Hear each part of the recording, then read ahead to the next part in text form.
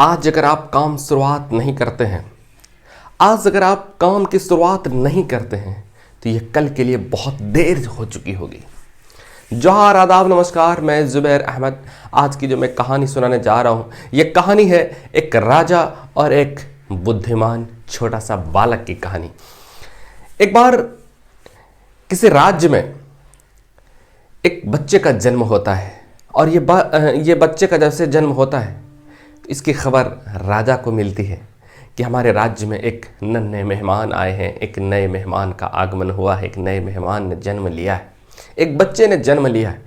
राजा बहुत खुश हुए, बहुत खुश हुए।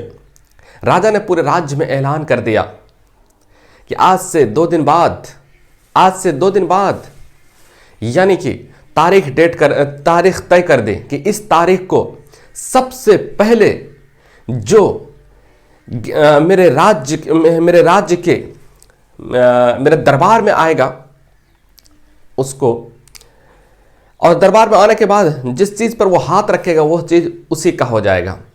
ये इसलिए कि इस राज्य में एक नन्हे मेहमान आए, एक नन्हे बच्चे आए हैं, एक नए बच्चे ने जन्म लिया है। इसकी खुशी में हमारे दरबार में जितने भी सारी चीज़ें हैं, उन सारी चीज़ों में से जो भी राज्य के जो भी व्यक्ति आएंगे उस पर हाथ रखेंगे वो उसी का हो जाएगा। दिन तारीख तय हो गई और रात भर इंतज़ार करते रहे लोग कि सुबह अब इतना टाइम को राजा का दरबार खुलेगा और वहाँ पर जाएंगे। किसी ने कहा कि मैं सोने का सिक्के पर हाथ रखूँगा, किसी ने कहा कि मैं घोड़े पर हाथ रखूँगा, किसी ने कहा कि मैं ज़मीन पर हाथ रखूँगा, किसी ने कहा कि सबने अपने अपने पसंद की चीज़ों मन में बैठा लिया था। गेट खोला जाता है, राजा साहब वहीं बैठे थे। गेट खोला जाता है, सारे लोग दाखिल होते हैं, प्रवेश करते हैं। प्रवेश होने के बाद सब अपनी अपनी पसंद का चीज़ पर हाथ रखने के लिए दौड़ पड़ते हैं और कुछ ही देर में भगदड़ जैसा माहौल हो गया। राजा आप समझ नहीं पा रहे थे ये हो क्या रहा है।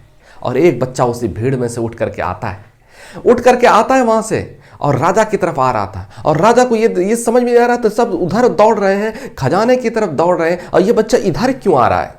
उसके बाद कुछ देर चलते हैं और कुछ ही देर के बाद राजा साहब के पास पहुंच जाते हैं और राजा साहब को ही छू लेते हैं। और जब राजा साहब को छू लेते हैं तो राजा साहब उस बच्चे का हो गया और जितना राजा साहब के पास संपत्तियां थी सारी संपत्ति उस बच्चे की हो गई।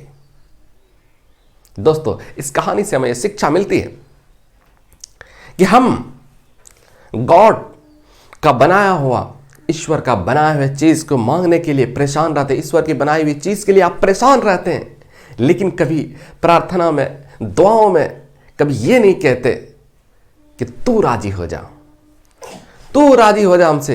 अल्लाह राजी तो अल्लाह की बनाई हुई सारी चीजें तेरा, अल्लाह राजी हो जाना, तेरा सारा काम हो जाना, तेरा सारा बिगड़े काम बन जाना।